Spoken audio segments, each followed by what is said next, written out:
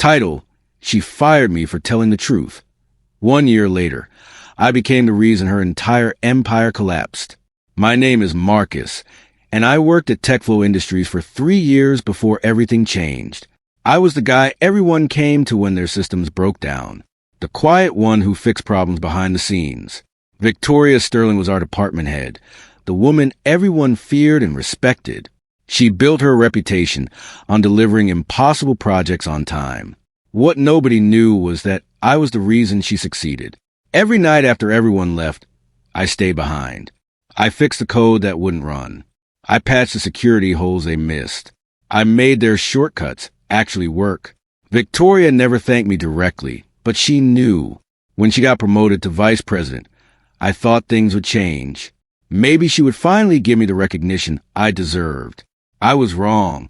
The meeting that destroyed everything happened on a Tuesday morning in March. Victoria called Project Review Day. Everyone gathered in the glass conference room overlooking the city. I brought my laptop, ready to present the real numbers behind our recent success. I had prepared charts showing the actual time spent fixing problems. I want to be transparent about how much work really went into each project. I thought honesty would help us improve. The conference room was packed with 20 people from our department. Victoria sat at the head of the table, wearing her signature black suit. Her blonde hair was pulled back tight, and she had that look in her eyes that meant business. I recognized most faces around the table. These were the same people who sent me panic messages at midnight when their code crashed.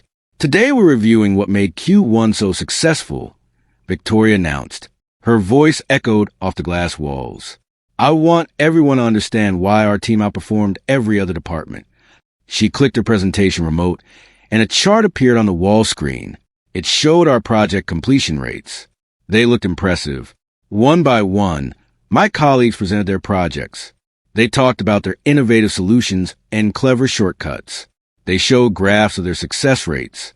Each presentation got nods and smiles from Victoria. I noticed something disturbing. They were taking credit for work I had done. The security patch that saved the Johnson account? Mine. The database optimization that cut server costs? Also mine. My turn came last. I opened my laptop and connected the projector. My presentation title read, "The Real Story Behind Our Success." I looked around the room and took a deep breath. Thank you for letting me present. I began. My hands were shaking slightly as I clicked to my first slide. It showed a timeline of all our major projects from the past quarter. Below each project, I had listed the critical fixes that made them actually work. Every single one had my name and timestamp. The room grew quiet. Victoria's expression changed from interested to concerned. I continued explaining how many late nights I had spent fixing problems. I showed examples of code that would have failed without my interventions. I presented data about security vulnerabilities that I had patched secretly to avoid project delays. The point is, I said, looking directly at Victoria, we need better planning and more honest communication about technical challenges. Our success is built on last-minute fixes that could be avoided with proper initial development. The silence that followed felt heavy. I could hear the air conditioning humming. Victoria slowly stood up for her chair. Her face was red with anger. The friendly boss everyone respected was gone. In her place was someone I had never seen before. "Marcus," she said, her voice ice cold, "are you saying that everyone in this room is incompetent except you?" My colleagues started shifting in their seats, looking uncomfortable. "That's not what I meant," I replied quickly. "I'm saying we could work better as a team if we were honest about our challenges from the beginning." But Victoria wasn't listening anymore. She was looking at the other people in the room, gauging their reactions. I could see the calculation in her eyes. "Ladies and gentlemen," she announced, "this is exactly the kind of attitude that destroys team morale." She gestured toward my presentation screen. "Marcus here thinks he's the only one doing real work. He thinks the rest of you are frauds riding on his coattails." My stomach dropped. That wasn't what I had said at all. I looked around the room and saw my colleagues' faces changing. People I had helped countless times were now looking at me like I had betrayed them. Victoria was twisting my words perfectly, making me look arrogant instead of helpful. Furthermore, She continued, "This presentation violates company policy about confidential project details. Marcus has been tracking and documenting internal work processes without permission. This raises serious questions about trust and loyalty." I felt the room turning against me. My heart was pounding. Everything was spiraling out of control. Victoria had taken my honest attempt to improve our team and turned it into evidence of disloyalty. The worst part was watching my colleagues nod in agreement. The meeting ended with Victoria dismissing everyone except me. As the conference room emptied, I sat alone with her. The city skyline stretched beyond the glass walls, but I couldn't enjoy the view anymore. Victoria closed her laptop slowly and looked at me with disappointment. "Marcus, I'm truly surprised by your behavior today," she said. Her voice was calm now, almost motherly. "I've always valued your technical skills, but this attitude problem concerns me deeply." She stood up and walked to the window. "You embarrass your colleagues in front of senior management. You violated confidentiality policies. Most importantly, you showed a complete lack of team spirit." She turned back to face me. "I'm recommending you for immediate suspension pending a full review." The words hit me like a truck. Suspension meant they were preparing to fire me. 3 years of loyal service, countless late nights fixing their problems, and this was my reward for telling the truth. I wanted to argue, to defend myself, but I could see it was hopeless. "Please clean out your desk today," Victoria continued. "Human Resources will contact you about next steps." She gathered her papers and headed for the door. Just before leaving, she turned back one final time. "I hope you learn from this experience, Marcus. Teamwork is about lifting others up, not tearing them down." Walking to my desk felt like a funeral march. Word had already spread through the office. I could feel people staring at me as I packed my personal items. 3 years of memories went into a small cardboard box. My favorite coffee mug, family photos, and the small plant I had been growing on my windowsill. My colleague Tyler approached as I was packing. We had worked together on several projects, and I had helped him fix countless bugs in his code. "Hey, man," he said quietly, "I'm sorry about what happened in there." But his voice lacked conviction. I could tell he agreed with Victoria's decision.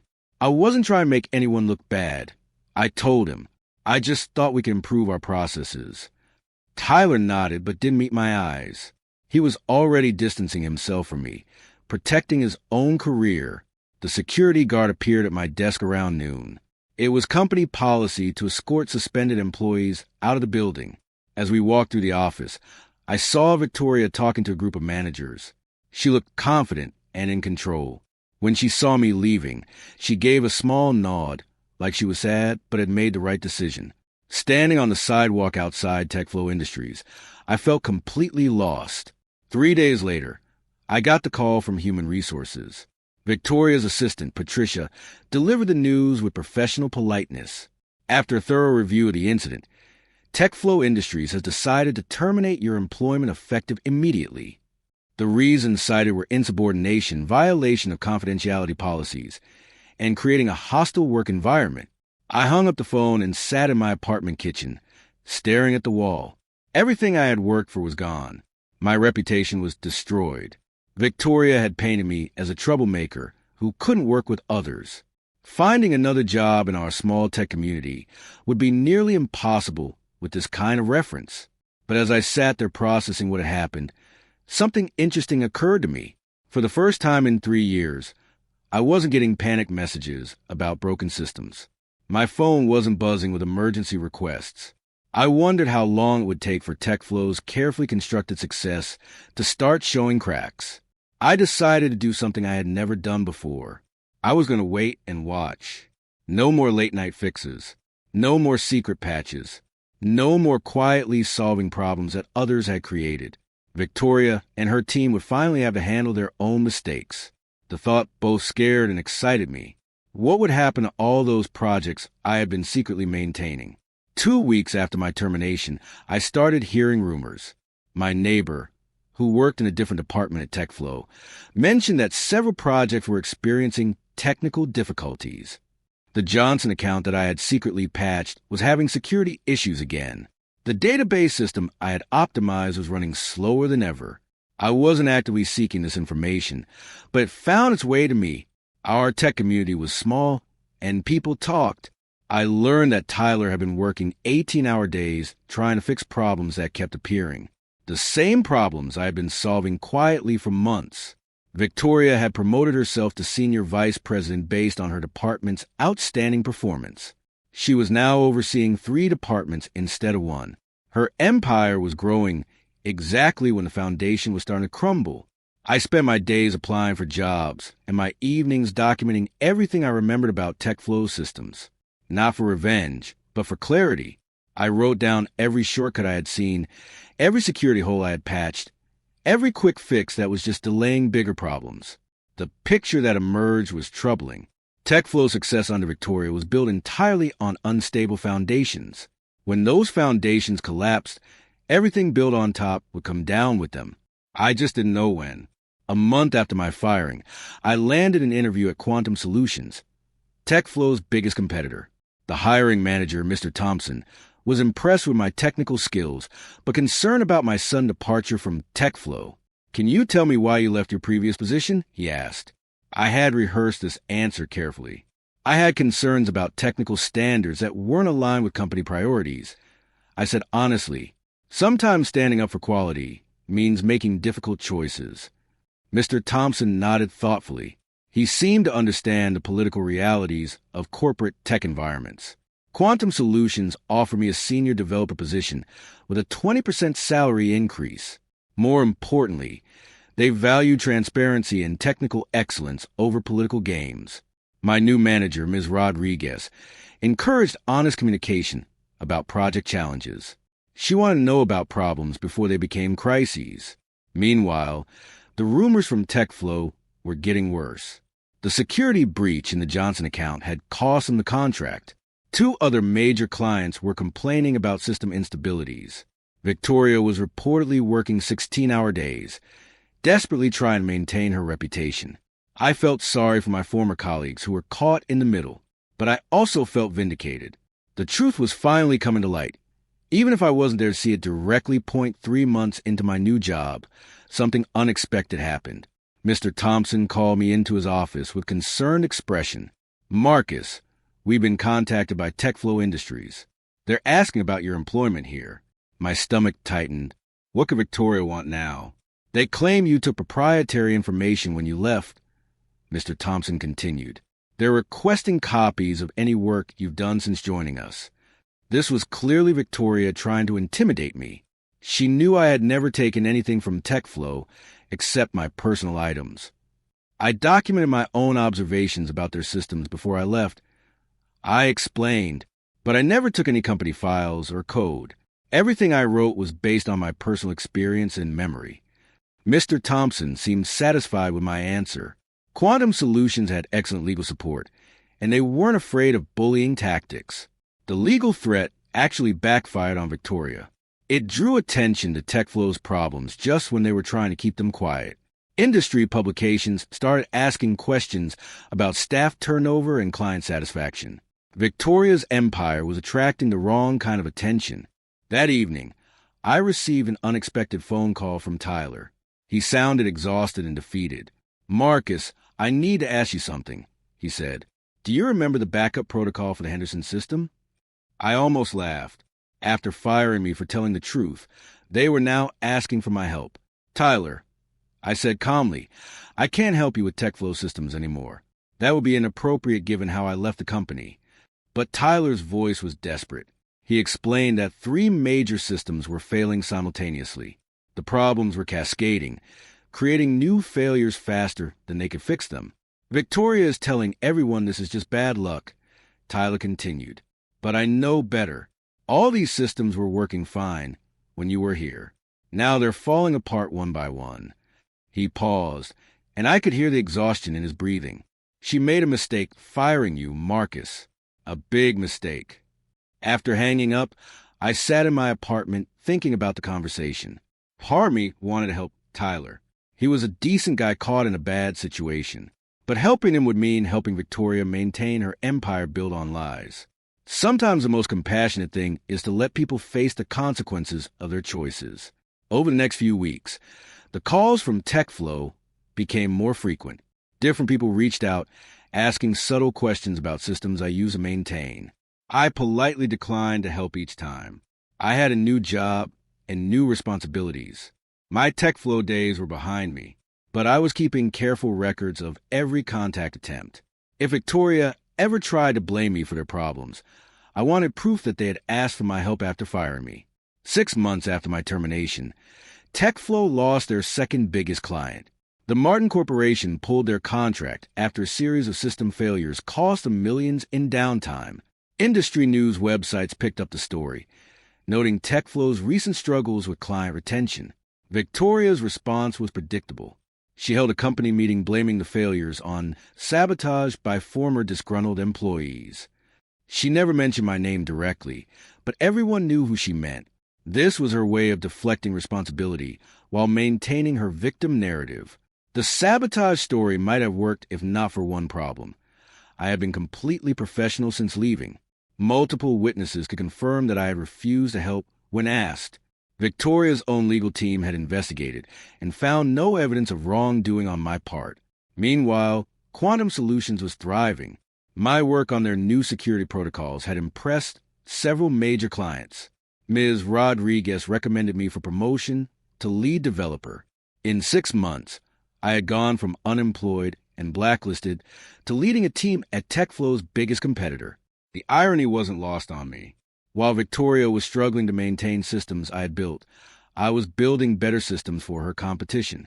The market was starting to notice the quality difference between our companies. 8 months after leaving TechFlow, I received a call that changed everything.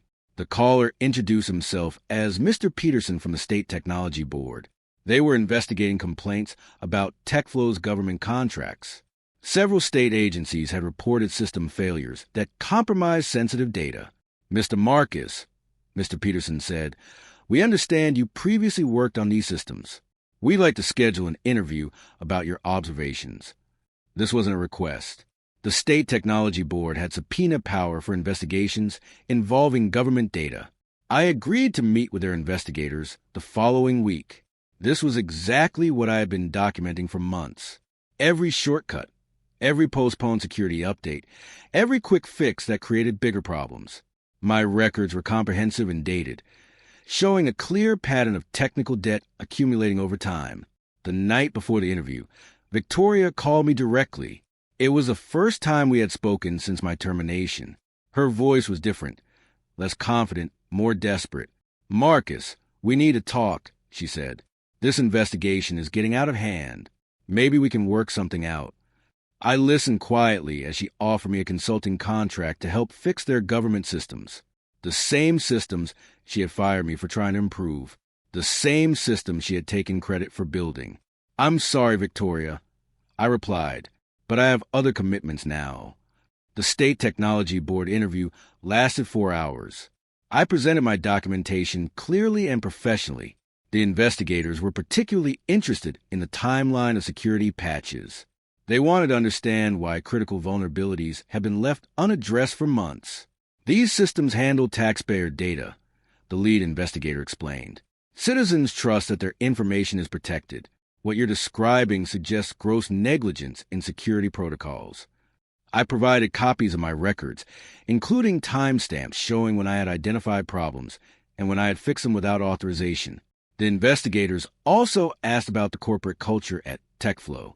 I explained how success was measured by meeting deadlines regardless of quality, how problems were hidden rather than solved properly, how whistleblowing was treated as disloyalty rather than valuable feedback.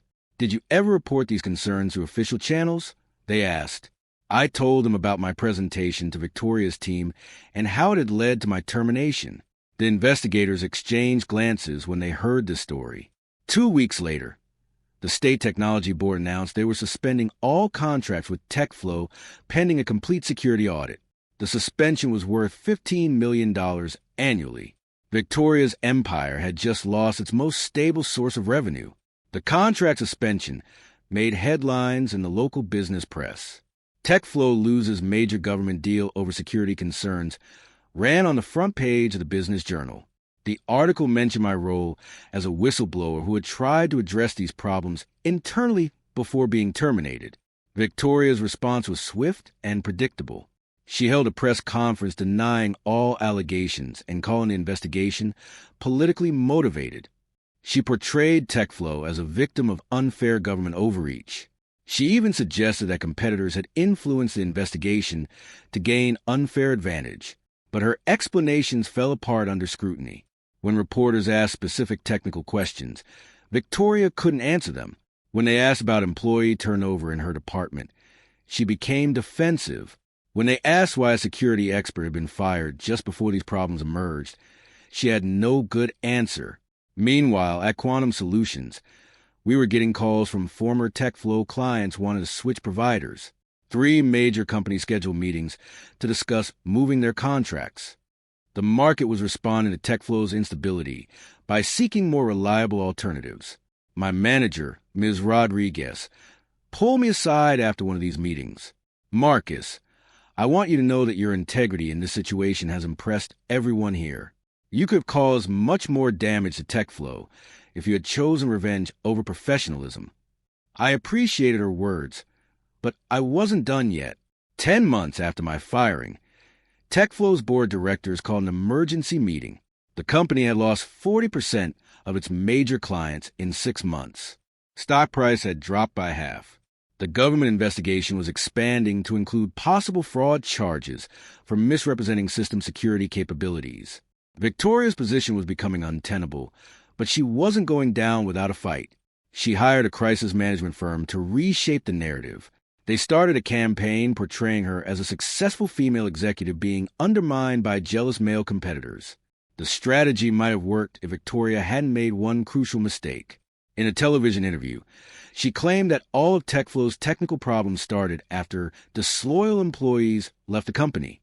She suggested that these former employees were somehow sabotaging systems remotely. This accusation was both false and stupid. It implied that TechFlow's security was so weak that former employees could access their systems. It also directly contradicted their earlier claims that their security was industry-leading. Victoria had just admitted in public that their systems were vulnerable. The interview aired on a Friday evening. By Monday morning, 2 more major clients had canceled their contracts. Victoria's attempt to blame others had backfired spectacularly by highlighting the very problems she was trying to minimize. As TechFlow's situation deteriorated, something interesting began happening at Quantum Solutions. Several TechFlow employees started reaching out about job opportunities. They were jumping ship before the company completely collapsed. One of these employees was Tyler, my former colleague who had called begging for help months earlier. During his interview, he was refreshingly honest about TechFlow's problems. Marcus tried to warn us. He admitted to the hiring committee. We should have listened instead of letting Victoria turn us against him. Tyler got the job partly based on my recommendation. I believed in second chances for people who learn from their mistakes. During his first week, Tyler apologized privately for not standing up for me during the meeting that led to my termination. "I was scared of Victoria," he confessed. "She had the power to destroy careers, and everyone knew it. But watching what happened to you, and then seeing the company fall apart, made me realize that staying silent isn't actually safe. Sometimes speaking up is the only way to protect yourself and others."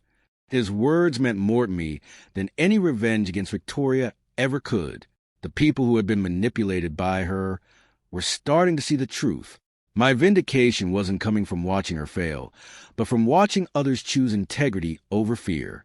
11 months after my termination, I received another unexpected call. This time it was from Alexander Wells, TechFlow's founder and chairman of the board. He had been semi-retired for years, letting Victoria run daily operations while he focused on other investments. "Marcus," he said, his voice gray with concern, "I think we need to meet." Alexander was in his 70s, with a reputation for fairness and integrity. He had built TechFlow from nothing into a respected company. Watching Victoria destroy his life's work was clearly devastating to him. We met at a quiet restaurant downtown. Alexander looked older than his years, worn down by months of crisis management. "I want you to know that I never supported your termination," he began. I was traveling when it happened, and by the time I returned, Victoria had already handled everything through HR. He explained that he had been conducting his own investigation into the company's problems. The more he learned, the more convinced he became that Victoria had created a toxic culture of fear and dishonesty. Your presentation that day, he said, wasn't insubordination. It was exactly the kind of honest feedback we needed. Alexander made me an offer that shocked me. He wanted me to return to TechFlow as Chief Technology Officer, reporting directly to him instead of Victoria. He was planning to remove Victoria from her position and rebuild the company's technical leadership. The offer was tempting, but I had concerns. Alexander, I appreciate your confidence in me, but the damage to TechFlow's reputation might be irreversible. Even with new leadership, clients have lost trust. Government contracts are gone. The best employees have already jumped ship. Alexander nodded sadly. You're right about the challenges. But I built this company once, and I believe it can be rebuilt with the right people. Victoria's empire is collapsing, but TechFlow itself doesn't have to die with it.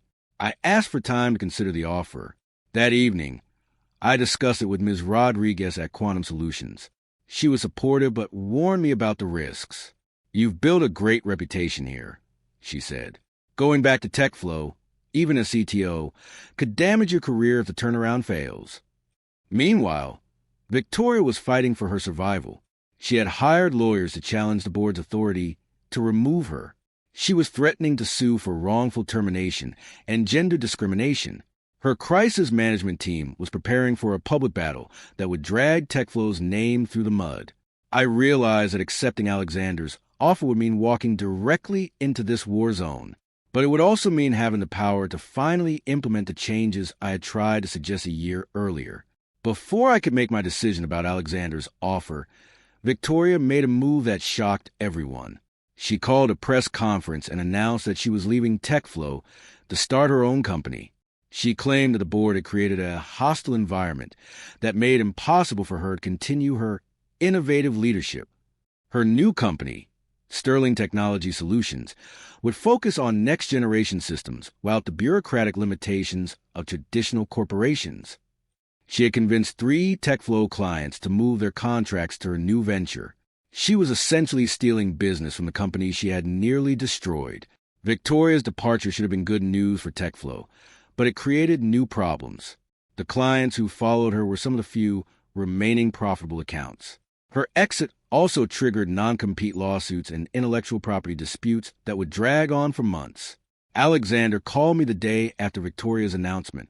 Marcus, I know this complicates things, but I need your answer. Without new leadership, TechFlow might not survive another quarter. The pressure in his voice was unmistakable. I made my decision that night. I would return to TechFlow as Chief Technology Officer, but with specific conditions. I wanted complete authority over technical decisions. I wanted transparency requirements for all projects. Most importantly, I wanted the right to hire my own team based on competence rather than politics. Alexander agreed to all my terms. My return to TechFlow after exactly 1 year made industry headlines. Fired whistleblower returns as CTO was typical of the coverage.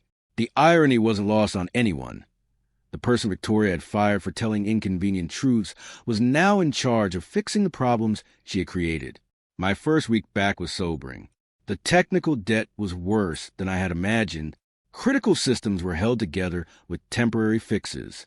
Security patches were months behind. Documentation was incomplete or missing entirely. Victoria had left behind a technological disaster zone, but I wasn't starting from scratch. My year at Quantum Solutions had taught me valuable lessons about building healthy technical teams. I knew which former TechFlow employees were worth rehiring. I knew which systems needed immediate attention versus long-term rebuilding. Most importantly, I had detailed records of every shortcut and quick fix that had created the current problems. My documentation from the past year became the roadmap for systematic repairs. What Victoria had seen as betrayal was actually the foundation for recovery. Alexander gave me complete support as I began hiring new team members and establishing new development standards. For the first time in TechFlow's history, technical quality was a top priority instead of meeting impossible deadlines. While I was rebuilding TechFlow's technical foundation, Victoria was discovering that starting a new company wasn't as easy as she had expected. Sterling Technology Solutions was struggling with the same problems that had plagued TechFlow. They were built on technical debt and unrealistic promises. The 3 clients who had followed Victoria were experiencing system failures within months of switching providers. Without my secret fixes maintaining their systems, the underlying problems were becoming obvious. Victoria's new company was facing the same cascade of failures that had destroyed her reputation at TechFlow. Meanwhile, TechFlow was slowly recovering. Our new development standards were producing more stable systems. Client satisfaction scores were improving. The government investigation had been resolved with new security protocols that I had designed personally. The contrast between the 2 companies was becoming impossible to ignore. Industry observers noted that TechFlow's recovery coincided with Victoria's departure and my return. The same systems that had failed under her leadership were now running smoothly under mine. But Victoria wasn't finished yet. When Sterling Technology Solutions started losing clients, she made a desperate decision. She contacted TechFlow's remaining clients directly, offering to expose security vulnerabilities in their systems. She was essentially threatening to reveal technical problems unless they switched to her company. Victoria's extortion attempt was a final nail in her coffin. One of the clients she contacted was actually an undercover investigator from the State Technology Board, following up on the original security audit.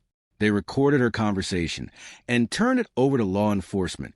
Within days, Victoria was arrested for attempted corporate extortion and breach of confidentiality agreements.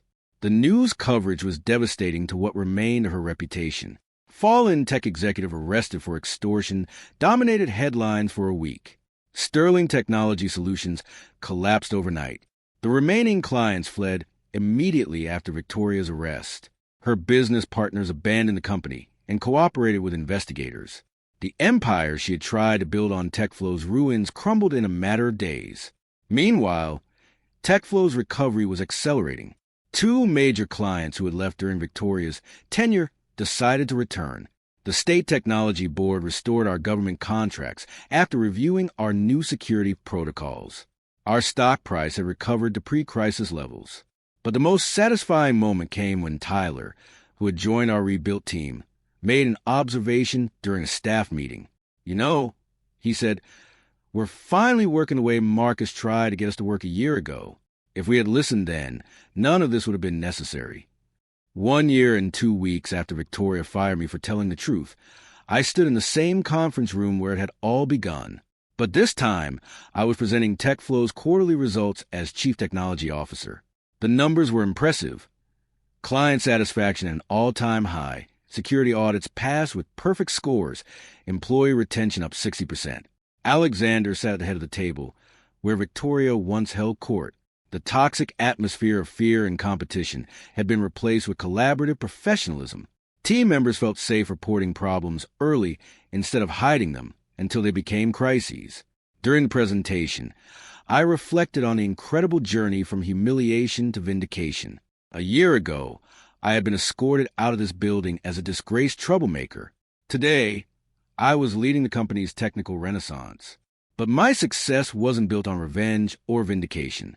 It was built on the same principles I had tried to advocate in that disastrous meeting: honesty, technical excellence, and collaborative problem-solving. The qualities that Victoria had punished were now the foundation of our recovery. After the meeting, Alexander approached me privately. "Marcus," he said, "I want to apologize for what happened to you.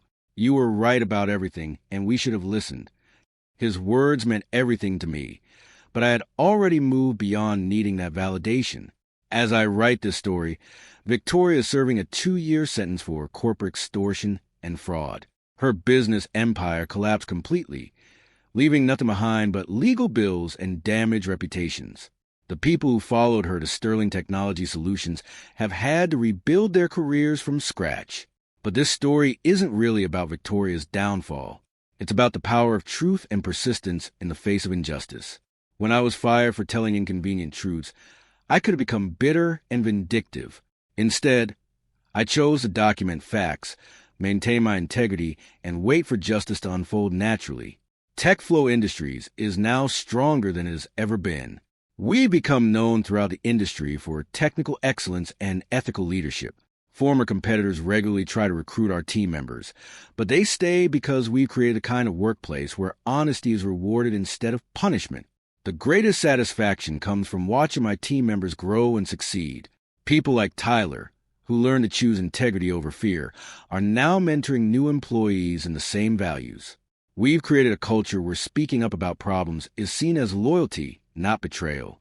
Sometimes the best revenge is simply living well and proving that your principles were right all along. Victoria's empire collapsed because it was built on lies and fear. My success is lasting because it's built on truth and respect. The truth always wins in the end. It just takes patience to see it through.